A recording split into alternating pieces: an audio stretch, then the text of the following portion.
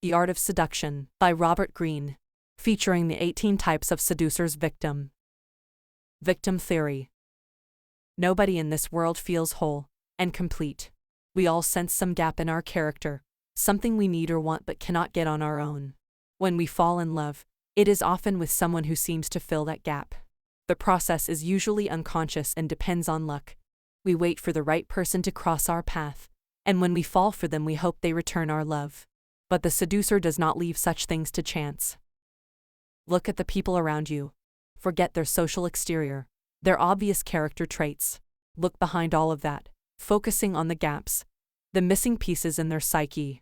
That is the raw material of any seduction. Pay close attention to their clothes, their gestures, their offhand comments, the things in their house, certain looks in their eyes. Get them to talk about their past, particularly past romances. And slowly the outline of those missing pieces will come into view. Understand, people are constantly giving out signals as to what they lack. They long for completeness, whether the illusion of it or the reality. And if it has to come from another person, that person has tremendous power over them. We may call them victims of a seduction, but they are almost always willing victims. This chapter outlines the 18 types of victims, each one of which has a dominant lack. Although your target may well reveal the qualities of more than one type, there is usually a common need that ties them together. Perhaps you see someone as both a new prude and a crushed star, but what is common to both is a feeling of repression, and therefore a desire to be naughty, along with a fear of not being able or daring enough. In identifying your victim's type, be careful to not be taken in by outward appearances. Both deliberately and unconsciously, we often develop a social exterior designed specifically to disguise our weaknesses and lacks. For instance, you may think you are dealing with someone who is tough and cynical, without realizing that deep inside they have a soft sentimental core. They secretly pine for romance. And unless you identify their type and the emotions beneath their toughness, you lose the chance to truly seduce them. Most important, expunge the nasty habit of thinking that other people have the same lacks you do. You may crave comfort and security, but in giving comfort and security to someone else, on the assumption they must want them as well, you are more likely smothering and pushing them away. Never try to seduce someone who is of your own type. You will be like two puzzles missing the same parts. Victim 1. The reformed Rake or Siren. People of this type were once happy-go-lucky seducers who had their way with the opposite sex. But the day came when they were forced to give this up. Someone corralled them into a relationship. They were encountering too much social hostility. They were getting older and decided to settle down. Whatever the reason, you can be sure they feel some resentment and a sense of loss, as if a limb were missing. We are always trying to recapture pleasures we experienced in the past, but the temptation is particularly great for the reformed Rake or Siren because the pleasures they found in seduction were intense. These types are ripe for the picking. All that is required is that you cross their path and offer them the opportunity to resume their rakish or siren ways. Their blood will stir and the call of their youth will overwhelm them. It is critical, though, to give these types the illusion that they are the ones doing the seducing. With the reformed Rake, you must spark his interest indirectly, then let him burn and glow with desire. With the reformed Siren, you want to give her the impression that she still has the irresistible power to draw a man in and make him give up everything for her. Remember that what you are offering these types is not another relationship, another constriction, but rather the chance to escape the corral and have some ran. Do not be put off if they are in a relationship. A pre-existing commitment is often the perfect foil. If hooking them into a relationship is what you want, hide it as best you can and realize it may not be possible. The Rake or Siren is unfaithful by nature.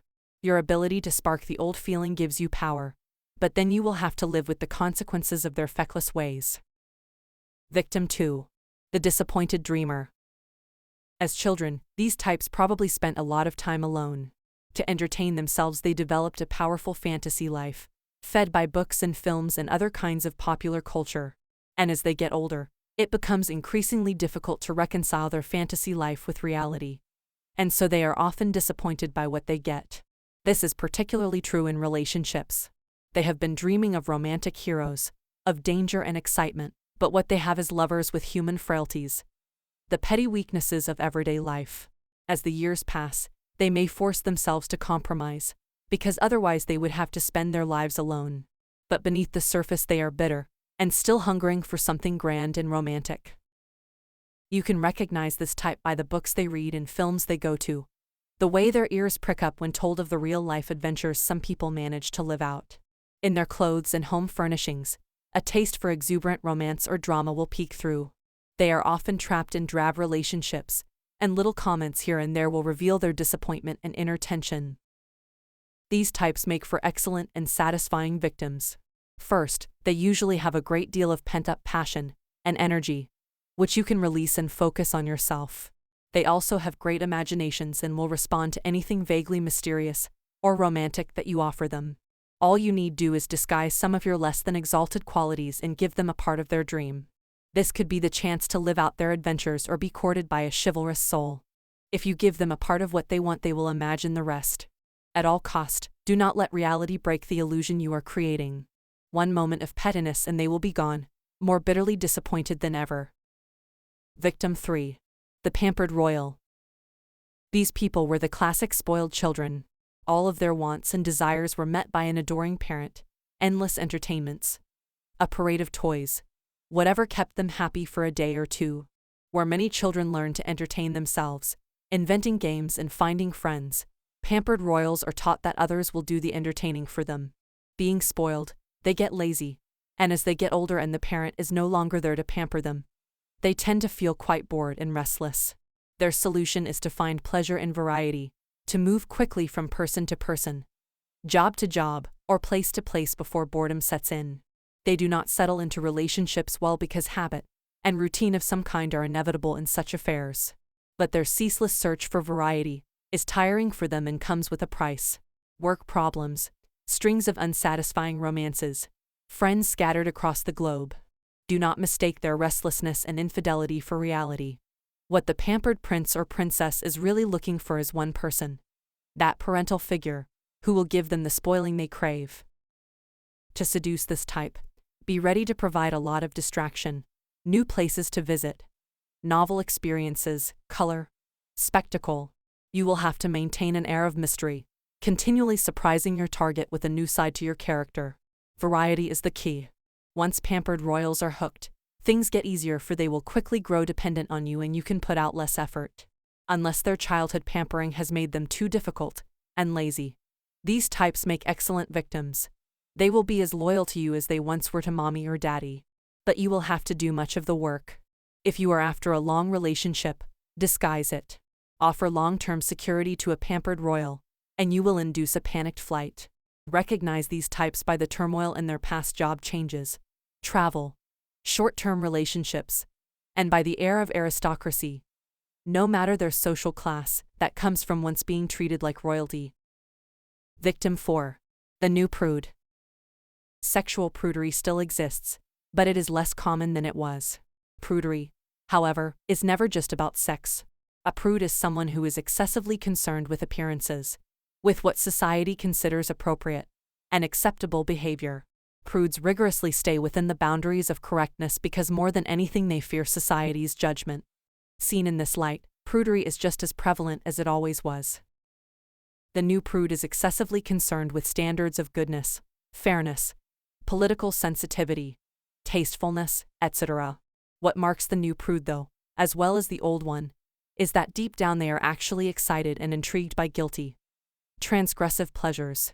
Frightened by this attraction, they run in the opposite direction and become the most correct of all. They tend to wear drab colors. They certainly never take fashion risks.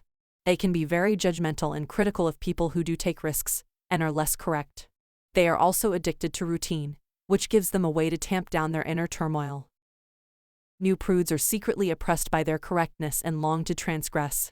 Just as sexual prudes make prime targets for a Rake or Siren, the new prude will often be most tempted by someone with a dangerous or naughty side.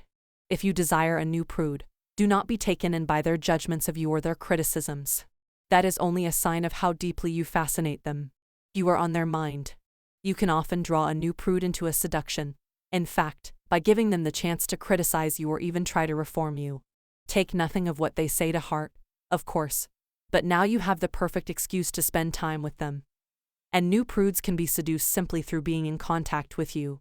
These types actually make excellent and rewarding victims. Once you open them up and get them to let go of their correctness, They are flooded with feelings and energies. They may even overwhelm you. Perhaps they are in a relationship with someone as drab as they themselves seem to be. Do not be put off. They are simply asleep, waiting to be awakened. Victim 5. The crushed star. We all want attention. We all want to shine, but with most of us these desires are fleeting and easily quieted. The problem with crushed stars is that at one point in their lives they did find themselves the center of attention. Perhaps they were beautiful, charming and effervescent. Perhaps they were athletes, or had some other talent, but those days are gone. They may seem to have accepted this, but the memory of having once shone is hard to get over. In general, the appearance of wanting attention, of trying to stand out, is not seen too kindly in polite society or in the workplace. So to get along, crushed stars learn to tamp down their desires. But failing to get the attention they feel they deserve, they also become resentful. You can recognize crushed stars by certain unguarded moments. They suddenly receive some attention in a social setting, and it makes them glow. They mention their glory days, and there is a little glint in the eye, a little wine in the system, and they become effervescent. Seducing this type is simple. Just make them the center of attention. When you are with them, act as if they were stars and you were basking in their glow. Get them to talk, particularly about themselves. In social situations, mute your own colors and let them look funny and radiant by comparison. In general, play the charmer. The reward of seducing crushed stars is that you stir up powerful emotions. They will feel intensely grateful to you for letting them shine. To whatever extent they had felt crushed and bottled up, the easing of that pain releases intensity and passion, all directed at you. They will fall madly in love. If you yourself have any star or dandy tendencies, it is wise to avoid such victims. Sooner or later those tendencies will come out, and the competition between you will be ugly. Victim 6. The novice. What separates novices from ordinary innocent young people is that they are fatally curious.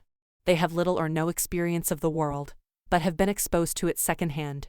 In newspapers, films, books. Finding their innocence a burden, they long to be initiated into the ways of the world. Everyone sees them as so sweet and innocent, but they know this isn't so. They cannot be as angelic as people think them. Seducing a novice is easy. To do it well, however, requires a bit of art. Novices are interested in people with experience, particularly people with a touch of corruption and evil. Make that touch too strong though, and it will intimidate and frighten them. What works best with a novice is a mix of qualities. You are somewhat childlike yourself, with a playful spirit. At the same time, it is clear that you have hidden depths, even sinister ones. This was the secret of Lord Byron's success with so many innocent women. You are initiating your novices not just sexually but experientially, exposing them to new ideas, taking them to new places, new worlds both literal and metaphoric. Do not make your seduction ugly or seedy. Everything must be romantic, even including the evil and dark side of life. Young people have their ideals. It is best to initiate them with an aesthetic touch. Seductive language works wonders on novices, as does attention to detail. Spectacles and colorful events appeal to their sensitive senses. They are easily misled by these tactics, because they lack the experience to see through them. Sometimes novices are a little older and have been at least somewhat educated in the ways of the world. Yet they put on a show of innocence, for they see the power it has over older people. These are coy novices, aware of the game they are playing, but novices they remain. They may be less easily misled than purer novices, but the way to seduce them is pretty much the same. Mix innocence and corruption and you will fascinate them. Victim 7. The Conqueror. These types have an unusual amount of energy, which they find difficult to control. They are always on the prowl for people to conquer, obstacles to surmount. You will not always recognize conquerors by their exterior. They can seem a little shy in social situations and can have a degree of reserve. Look not at their words or appearance but at their actions. In work and in relationships. They love power, and by hook or by crook they get it. Conquerors tend to be emotional, but their emotion only comes out in outbursts. When pushed. In matters of romance, the worst thing you can do with them is lie down and make yourself easy prey. They may take advantage of your weakness, but they will quickly discard you and leave you the worse for wear. You want to give conquerors a chance to be aggressive, to overcome some resistance or obstacle, before letting them think they have overwhelmed you. You want to give them a good chase. Being a little difficult or moody, using coquetry, will often do the trick. Do not be intimidated by their aggressiveness and energy. That is precisely what you can turn to your advantage. To break them in, keep them charging back and forth like a bull. Eventually they will grow weak and dependent, as Napoleon became the slave of Josephine. The conqueror is generally male, but there are plenty of female conquerors out there. Lou Andreas Salome and Natalie Barney are famous ones. Female conquerors will succumb to coquetry though, just as the male ones will. Victim 8. The Exotic Fetishist. Most of us are excited and intrigued by the exotic. What separates exotic fetishists from the rest of us is the degree of this interest, which seems to govern all their choices in life. In truth, they feel empty inside and have a strong dose of self-loathing. They do not like wherever it is they come from, their social class, usually middle or upper, and their culture because they do not like themselves. These types are easy to recognize. They like to travel. Their houses are filled with objects from faraway places. They fetishize the music or art of this or that foreign culture. They often have a strong rebellious streak. Clearly the way to seduce them is to position yourself as exotic. If you do not at least appear to come from a different background or race, or to have some alien aura, you should not even bother. But it is always possible to play up what makes you exotic, to make it a kind of theater for their amusement. Your clothes, the things you talk about, the places you take them, make a show of your difference. Exaggerate a little and they will imagine the rest, because such types tend to be self-deluders. Exotic fetishists, however, do not make particularly good victims. Whatever exoticism you have will soon seem banal to them, and they will want something else. It will be a struggle to hold their interest. Their underlying insecurity will also keep you on edge. One variation on this type is the man or woman who is trapped in a stultifying relationship, a banal occupation, a dead-end town. It is circumstance, as opposed to personal neurosis, that makes such people fetishize the exotic. And these exotic fetishists are better victims than the self-loathing kind, because you can offer them a temporary escape from whatever oppresses them. Nothing, however, will offer true exotic fetishists escape from themselves. Victim 9. The Drama Queen. There are people who cannot do without some constant drama in their lives. It is their way of deflecting boredom. The greatest mistake you can make in seducing these drama queens is to come offering stability and security. That will only make them run for the hills. Most often, drama queens, and there are plenty of men in this category, enjoy playing the victim. They want something to complain about. They want pain. Pain is a source of pleasure for them. With this type, you have to be willing and able to give them the mental rough treatment they desire. That is the only way to seduce them in a deep manner. The moment you turn too nice, they will find some reason to quarrel or get rid of you. You will recognize drama queens by the number of people who have hurt them, the tragedies and traumas that have befallen them. At the extreme, they can be hopelessly selfish and anti-seductive, but most of them are relatively harmless and will make fine victims if you can live with the Sturm und Drang. If for some reason you want something long-term with this type, you will constantly have to inject drama into your relationship. For some, this can be an exciting challenge and a source for constantly renewing the relationship. Generally, however, you should see an involvement with a drama queen as something fleeting and a way to bring a little drama into your own life. Victim 10. The Professor. These types cannot get out of the trap of analyzing and criticizing everything that crosses their path. Their minds are overdeveloped and overstimulated. Even when they talk about love or sex, it is with great thought and analysis. Having developed their minds at the expense of their bodies, many of them feel physically inferior and compensate by lording their mental superiority over others. Their conversation is often wry or ironic. You never quite know what they are saying, but you sense them looking down on you. They would like to escape their mental prisons. They would like pure physicality, without any analysis. But they cannot get there on their own. Professor types sometimes engage in relationships with other professor types, or with people they can treat as inferiors. But deep down they long to be overwhelmed by someone with physical presence, a Rake or a Siren, for instance. Professors can make excellent victims, for underneath their intellectual strength lie gnawing insecurities. Make them feel like Don Juans or Sirens, to even the slightest degree, and they are your slaves. Many of them have a masochistic streak that will come out once you stir their dormant senses. You are offering an escape from the mind, so make it as complete as possible. If you have intellectual tendencies yourself, hide them. They will only stir your target's competitive juices and get their minds turning.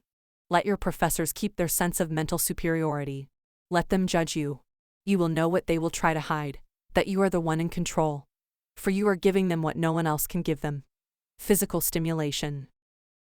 Victim 11. The beauty. From early on in life, the beauty is gazed at by others. Their desire to look at her is the source of her power, but also the source of much unhappiness. She constantly worries that her powers are waning, that she is no longer attracting attention. If she is honest with herself, she also senses that being worshipped only for one's appearance is monotonous and unsatisfying. And lonely. Many men are intimidated by beauty, and prefer to worship it from afar. Others are drawn in, but not for the purpose of conversation. The beauty suffers from isolation. Because she has so many lacks, the beauty is relatively easy to seduce. And if done right, you will have won not only a much prized catch but someone who will grow dependent on what you provide. Most important in this seduction is to validate those parts of the beauty that no one else appreciates. Her intelligence, generally higher than people imagine. Her skills. Her character. Of course you must worship her body. You cannot stir up any insecurities in the one area in which she knows her strength, and the strength on which she most depends. But you also must worship her mind and soul. Intellectual stimulation will work well on the beauty, distracting her from her doubts and insecurities, and making it seem that you value that side of her personality. Because the beauty is always being looked at, she tends to be passive. Beneath her passivity, though, there often lies frustration. The beauty would love to be more active and to actually do some chasing of her own. A little coquettishness can work well here. At some point in all your worshipping, you might go a little cold, inviting her to come after you. Train her to be more active and you will have an excellent victim. The only downside is that her many insecurities require constant attention and care. Victim 12. The aging baby. Some people refuse to grow up. Perhaps they are afraid of death or of growing old. Perhaps they are passionately attached to the life they led as children. Disliking responsibility, they struggle to turn everything into play and recreation. In their 20s they can be charming, in their 30s interesting. But by the time they reach their 40s they are beginning to wear thin. Contrary to what you might imagine, one aging baby does not want to be involved with another aging baby, even though the combination might seem to increase the chances for play and frivolity. The aging baby does not want competition, but an adult figure. If you desire to seduce this type, you must be prepared to be the responsible, staid one. That may be a strange way of seducing, but in this case it works. You should appear to like the aging baby's youthful spirit. It helps if you actually do. Can engage with it, but you remain the indulgent adult. By being responsible you free the baby to play. Act the loving adult to the hilt, never judging or criticizing their behavior. And a strong attachment will form. Aging babies can be amusing for a while, but, like all children, they are often potently narcissistic. This limits the pleasure you can have with them. You should see them as short-term amusements or temporary outlets for your frustrated parental instincts. Victim 13. The rescuer. We are often drawn to people who seem vulnerable or weak. Their sadness or depression can actually be quite seductive. There are people, however, who take this much further, who seem to be attracted only to people with problems. This may seem noble, but rescuers usually have complicated motives. They often have sensitive natures and truly want to help. At the same time, solving people's problems gives them a kind of power they relish. It makes them feel superior and in control. It is also the perfect way to distract them from their own problems. You will recognize these types by their empathy. They listen well and try to get you to open up and talk. You will also notice they have histories of relationships with dependent and troubled people. Rescuers can make excellent victims, particularly if you enjoy chivalrous or maternal attention. If you are a woman, play the damsel in distress, giving a man the chance so many men long for. To act the knight. If you are a man, play the boy who cannot deal with this harsh world. A female rescuer will envelop you in maternal attention, gaining for herself the added satisfaction of feeling more powerful and in control than a man. An air of sadness will draw either gender in. Exaggerate your weaknesses, but not through overt words or gestures. Let them sense that you have had too little love, that you have had a string of bad relationships, that you have gotten a raw deal in life. Having lured your rescuer in with the chance to help you, You can then stoke the relationship's fires with a steady supply of needs and vulnerabilities. You can also invite moral rescue. You are bad. You have done bad things. You need a stern yet loving hand. In this case, the rescuer gets to feel morally superior, but also the vicarious thrill of involvement with someone naughty. Victim 14. The Roué. These types have lived the good life and experienced many pleasures. They probably have, or once had, a good deal of money to finance their hedonistic lives. On the outside, they tend to seem cynical and jaded, but their worldliness often hides a sentimentality that they have struggled to repress. Roués are consummate seducers, but there is one type that can easily seduce them: the young and the innocent. As they get older, they hanker after their lost youth. Missing their long-lost innocence, they begin to covet it in others. If you should want to seduce them, you will probably have to be somewhat young and to have retained at least the appearance of innocence. It is easy to play this up, make a show of how little experience you have in the world, how you still see things as a child. It is also good to seem to resist their advances. Roués will think it lively and exciting to chase you. You can even seem to dislike or distrust them. That will really spur them on. By being the one who resists, you control the dynamic. And since you have the youth that they are missing, you can maintain the upper hand and make them fall deeply in love. They will often be susceptible to such a fall, because they have tamped down their own romantic tendencies for so long that when it bursts forth, they lose control. Never give in too early, and never let your guard down. Such types can be dangerous. Victim 15. The idol worshipper. Everyone feels an inner lack, but idol worshippers have a bigger emptiness than most people. They cannot be satisfied with themselves, so they search the world for something to worship, something to fill their inner void. This often assumes the form of a great interest in spiritual matters or in some worthwhile cause. By focusing on something supposedly elevated, they distract themselves from their own void, from what they dislike about themselves. Idol worshippers are easy to spot. They are the ones pouring their energies into some cause or religion. They often move around over the years, leaving one cult for another.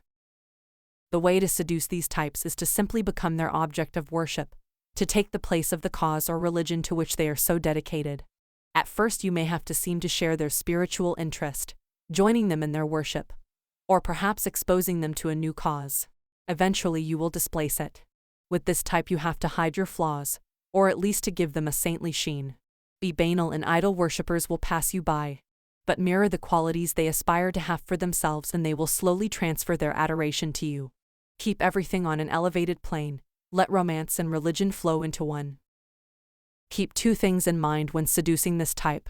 First, they tend to have overactive minds, which can make them quite suspicious, because they often lack physical stimulation, and because physical stimulation will distract them. Give them some. A mountain trek, a boat trip, or sex will do the trick. But this takes a lot of work, for their minds are always ticking. Second, they often suffer from low self-esteem. Do not try to raise it. They will see through you, and your efforts at praising them will clash with their own self-image. They are to worship you. You are not to worship them. Idol worshippers make perfectly adequate victims in the short term, but their endless need to search will eventually lead them to look for something new to adore. Victim 16. The Sensualist. What marks these types is not their love of pleasure, but their overactive senses. Sometimes they show this quality in their appearance, their interest in fashion, color, style, but sometimes it is more subtle. Because they are so sensitive, they are often quite shy, and they will shrink from standing out or being flamboyant. You will recognize them by how responsive they are to their environment, how they cannot stand a room without sunlight, are depressed by certain colors, or excited by certain smells. They happen to live in a culture that de-emphasizes sensual experience, except perhaps for the sense of sight. And so what the sensualist lacks is precisely enough sensual experiences to appreciate and relish. The key to seducing them is to aim for their senses, to take them to beautiful places, pay attention to detail, envelop them in spectacle, and of course use plenty of physical lures. Sensualists, like animals, can be baited with colors and smells. Appeal to as many senses as possible, keeping your targets distracted and weak. Seductions of sensualists are often easy and quick, and you can use the same tactics again and again to keep them interested. Although it is wise to vary your sensual appeals somewhat, in kind if not in quality. That is how Cleopatra worked on Mark Antony, an inveterate sensualist. These types make superb victims because they are relatively docile if you give them what they want. Victim 17. The lonely leader. Powerful people are not necessarily different from everyone else, but they are treated differently, and this has a big effect on their personalities. Everyone around them tends to be fawning and courtier-like, to have an angle, to want something from them. This makes them suspicious and distrustful, and a little hard around the edges. But do not mistake the appearance for the reality. Lonely leaders long to be seduced, to have someone break through their isolation and overwhelm them. The problem is that most people are too intimidated to try, or use the kind of tactics, flattery, charm, that they see through and despise. To seduce such types, it is better to act like their equal or even their superior. The kind of treatment they never get. If you are blunt with them, you will seem genuine, and they will be touched. You care enough to be honest, even perhaps at some risk. Being blunt with the powerful can be dangerous. Lonely leaders can be made emotional by inflicting some pain, followed by tenderness. This is one of the hardest types to seduce, not only because they are suspicious but because their minds are burdened with cares and responsibilities. They have less mental space for a seduction. You will have to be patient and clever, slowly filling their minds with thoughts of you. Succeed though, and you can gain great power in turn, for in their loneliness they will come to depend on you. Victim 18. The floating gender. All of us have a mix of the masculine and the feminine in our characters, but most of us learn to develop and exhibit the socially acceptable side while repressing the other. People of the floating gender type feel that the separation of the sexes into such distinct genders is a burden. They are sometimes thought to be repressed or latent homosexuals, but this is a misunderstanding. They may well be heterosexual, but their masculine and feminine sides are in flux, and because this may discomfit others if they show it, they learn to repress it, perhaps by going to one extreme. They would actually love to be able to play with their gender, to give full expression to both sides. Many people fall into this type without its being obvious. A woman may have a masculine energy, a man a developed aesthetic side. Do not look for obvious signs, because these types often go underground, keeping it under wraps. This makes them vulnerable to a powerful seduction. What floating gender types are really looking for is another person of uncertain gender, their counterpart from the opposite sex. Show them that in your presence and they can relax, express the repressed side of their character.